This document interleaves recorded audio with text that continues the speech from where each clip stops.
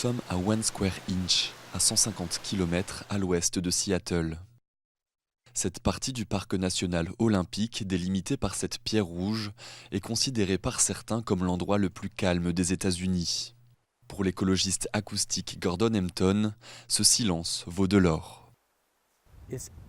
Il est absolument indispensable que les animaux sauvages puissent écouter, d'abord pour se défendre de l'approche d'un prédateur. La principale source de pollution dans les parcs nationaux et les zones de nature sauvage est la circulation aérienne. Gordon Hampton et d'autres militants ont lancé une initiative de parc tranquille pour protéger ces oiseaux de ceux-là, les growlers. Car juste au nord du parc national, la base navale de Whidbey Island a récemment doublé de taille pour se doter de plus de 100 avions. Pour se rendre compte de la pollution sonore d'une telle base, Rob Smith de l'association en faveur de la préservation des parcs nationaux a comparé le bruit des rues de Seattle à celui causé par le passage d'un avion de chasse. Résultat, entre 70 et 80 décibels pour les deux. Ce que j'ai trouvé, c'est qu'à l'heure de pointe du centre-ville, on est dans la même plage sonore que les survols au-dessus de la forêt de Hoh. Résultat, c'est 8 fois plus bruyant que ce qu'il devrait être là-bas. La marine dit qu'elle comprend les préoccupations des militants et survole le parc à haute altitude chaque fois que c'est possible. Mais il n'est pas question de réduire le nombre de vols d'entraînement. Cela pourrait empêcher des escadrons non préparés de se déployer, ce qui aurait un impact sur les capacités de combat et les troupes sur le terrain. One Square Inch est l'une des 12 zones de silence restantes aux États-Unis.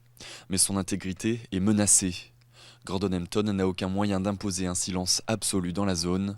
Et pour le moment, son combat ne trouve pas écho favorable au niveau politique.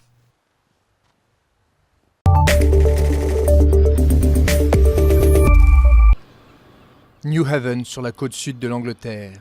Le premier ferry de France arrive au port. Et chez June Bradbury, on prépare le petit déjeuner pour les invités. Une famille allemande venue d'outre-Manche. Elle loue sa chambre d'amis sur Airbnb depuis 2016. Sa réponse à elle, à la décision du Royaume-Uni de quitter l'Union européenne. C'est devenu une merveilleuse porte ouverte sur l'Europe. Et ça ressemblait beaucoup à un antidote. Et c'est comme ça que je l'ai pris. Je disais aux gens, c'est mon antidote au Brexit. Dans les villes côtières d'outre-Manche, beaucoup se demandent quelles seront les conséquences du Brexit sur leur lien avec le vieux continent. Holyhead, au Pays de Galles, est le port britannique le plus proche de Dublin. Les camions qui arrivent d'Irlande préfèrent souvent prendre la route à travers l'Angleterre pour rejoindre la France plutôt que prendre la mer, plus long. Mais une nouvelle route maritime directe, reliant Dublin au continent, est à l'étude, au cas où le Brexit compliquerait la circulation des marchandises via le Royaume-Uni. Le port d'Holyhead perdrait son utilité, mettant en péril des centaines d'emplois. Nous n'avons aucune information. On ne sait pas ce qui va se passer quand on ira à Douvres.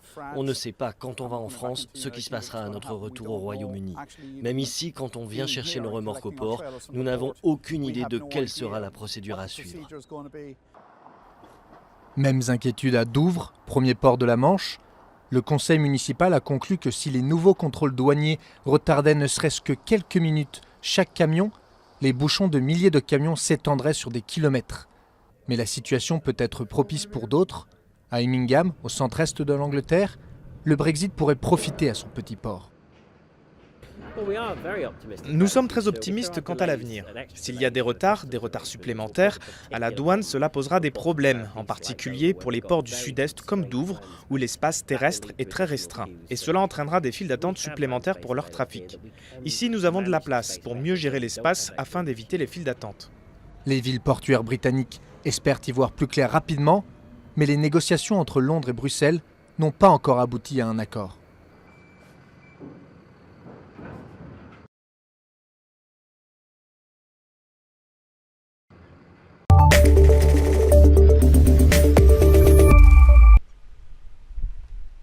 Comme tous les matins, Frédéric fait le tour de son verger de cerisiers.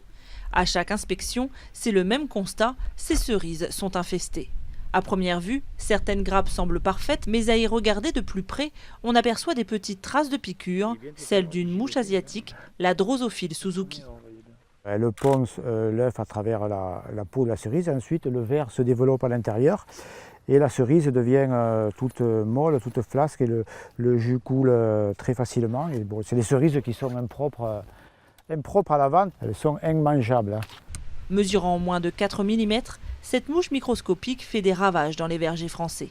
Apparue dans l'Hexagone en 2010, elle a colonisé tous les pays d'Europe occidentale, s'attaquant aux fruits colorés à maturité comme les cerises, les fraises ou encore les abricots. La météo humide des derniers mois a favorisé sa prolifération. En 2 ou 3 jours, la totalité de la récolte peut être perdue. Ça va à une vitesse dingue. Et il n'y a pas grand-chose, il y a quelques moyens de lutte, mais pas 100% efficaces. Disons que là, j'ai perdu la totalité de la fin de la récolte. Oui. Car cette Suzuki n'a pas de prédateur naturel connu en Europe, comme c'est le cas en Asie. Un insecticide puissant, le diméthoate, avait de bons résultats contre ce nuisible, mais il a été interdit en 2016. Les autres ne sont pas efficaces à 100%. À la coopérative où Frédéric envoie sa production, comme une vingtaine d'autres producteurs du Lot-et-Garonne, le constat est alarmant, le volume de cerises commercialisées est en chute libre. Cette année, nous avons perdu à peu près 50% de nos volumes par rapport à une année normale. Voilà, donc on a plus de tri, on a plus de personnel. Le coût de main-d'œuvre est estimé à plus de 20% cette année par rapport à une année normale. Voilà, donc on a perdu non seulement du tonnage, mais on perd aussi du temps. Confrontés à ces surcoûts de production et impuissants à endiguer la progression de la mouche Suzuki, certains producteurs ont décidé de jeter l'éponge et d'arracher leurs pieds de cerisier. Les autres en appellent au pouvoir public pour les aider à trouver une solution rapidement. Si rien n'est fait, certains craignent que la cerise française disparaisse quasiment des étals d'ici 5 ans.